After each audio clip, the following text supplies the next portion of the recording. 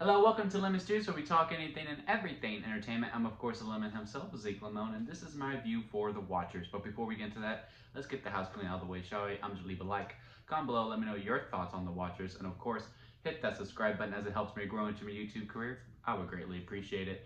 Now, with all that out of the way, let's get into the review. So, The Watchers. It is written and directed by Ashana Shyamalan, who is M. Night Shyamalan's daughter. This is her directorial and written debut. I didn't know that she also wrote this until I saw the credits, so I was very pleasantly surprised to see that. And it stars Dakota Fanning, huge fan of hers, and also the premise was very intriguing as well. Now, this is an adaptation of a novel of the same name.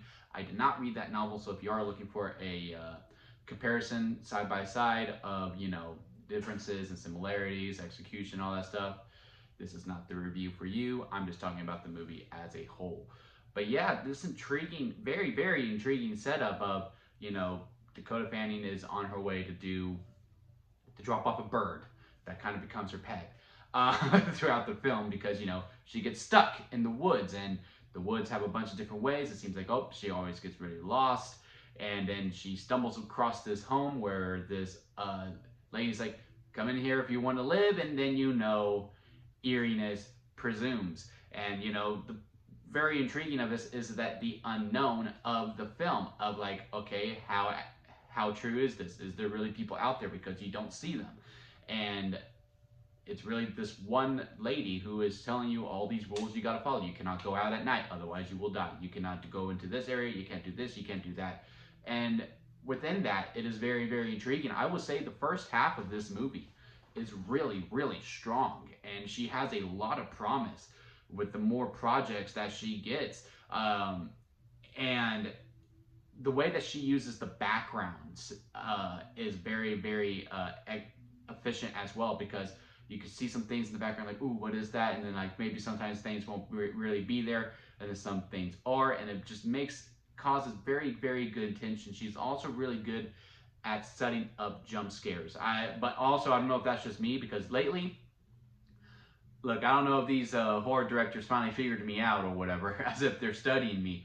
But I have been very jumpy lately, and I'm usually very stone-faced when it comes to horror movies, where I'm like, nothing can get me. But lately, they've gotten me quite a bit. They have gotten me quite a bit, and this movie is no exception to it. And I was pretty jumpy throughout.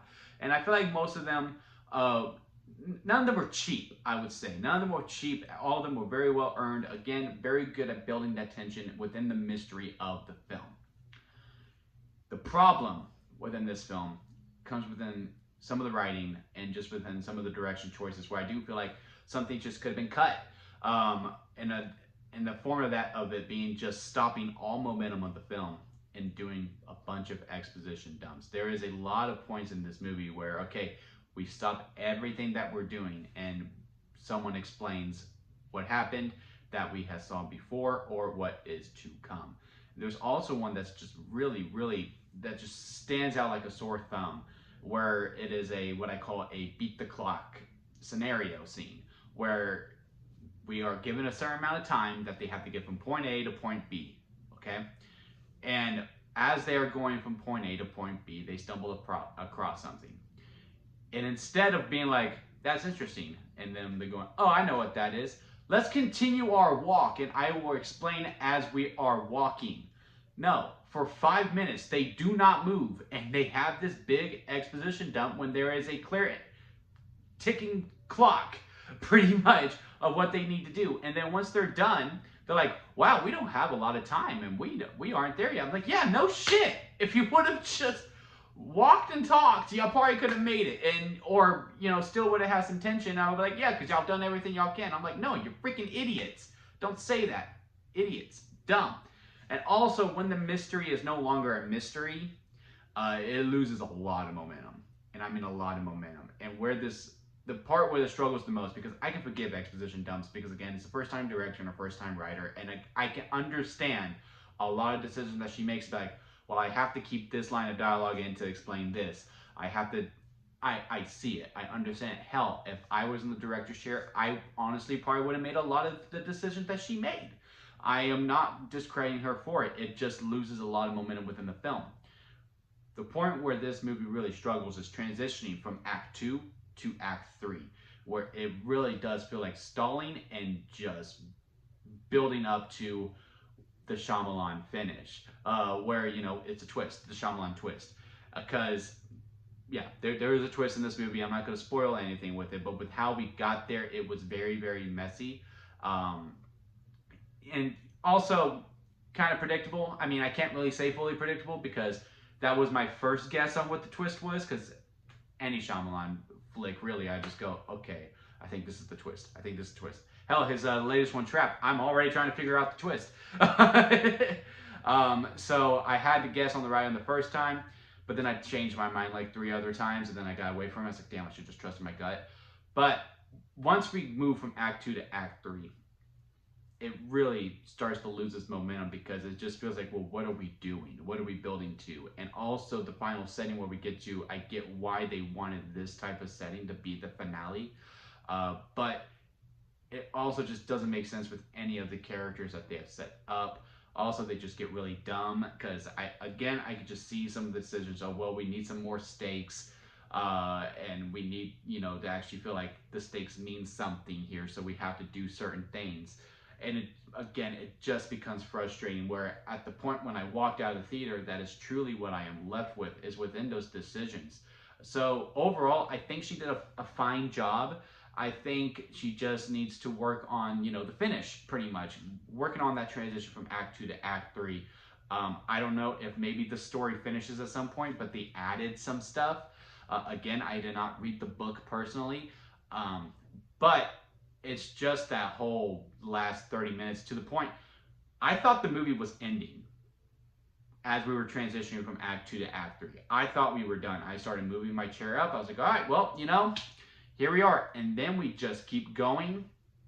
And that's when you really start to feel the runtime. I think we could have taken 10 minutes out. Again, I do think some of the decisions within transitioning from Act 2 to Act 3 just could have been done a little bit tighter. Again, some of the exposition could have been cut, because they already explained some things before, and I just didn't need, you know, an exposition of a character going, hey, I'm going to go do this next. No, you could just cut to them doing that said thing, because it was already set up earlier. And then the whole explanation, again, once the mystery is no longer a mystery, it's a lot. It's a lot to take in, and it's for the most part, I went with it because it's a movie, but I can see a lot of people going, well, that's just fucking dumb.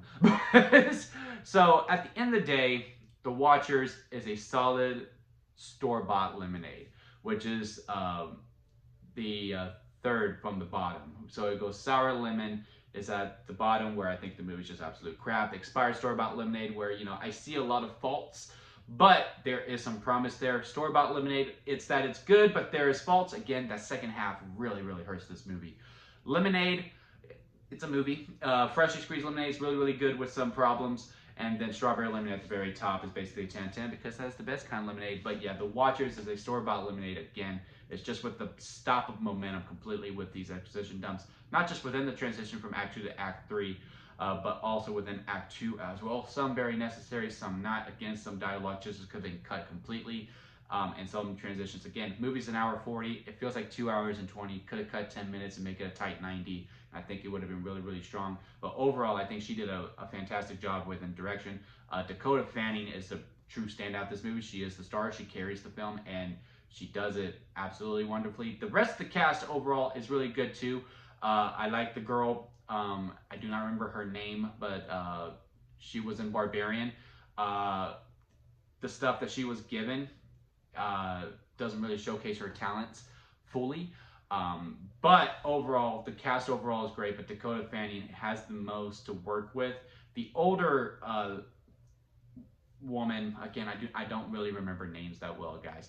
The older woman is mainly just exposition girl, and then the other two, the girl from Barbarian and the guy, they're fine. They're good. They're good performers. It's just they're not really given much, and the characters are very base, as opposed to Dakota Fanning, who actually had a lot to work with. But yeah, runtime could have been cut by 10 minutes to really feel like a full 90. The movie is short, but you still feel it. Again, it feels much longer than it really is because of, again, the transition. But overall, solid movie. just had some problems with it, but you know, with more reps, she's gonna be a fine director and writer. I really do think she's gonna take some of these lessons and really benefit from it. Not from me. I'm not saying she's gonna watch this video like, you know what, you're right. No, I'm just saying in general, she's gonna probably see these things and go, okay, yeah, no, I could do this better and I could do that better. Not because of me. But yeah, that's it for me, guys. Don't forget to hit the comment section. Let me know what you thought of the Watchers. Hit that like video. Hit the subscribe button. And please do not forget to squeeze the day. Fulfill everything that you want in every single day. So squeeze the opportunity when it happens. And until next time, guys, I'll see you here at Lemon Studios.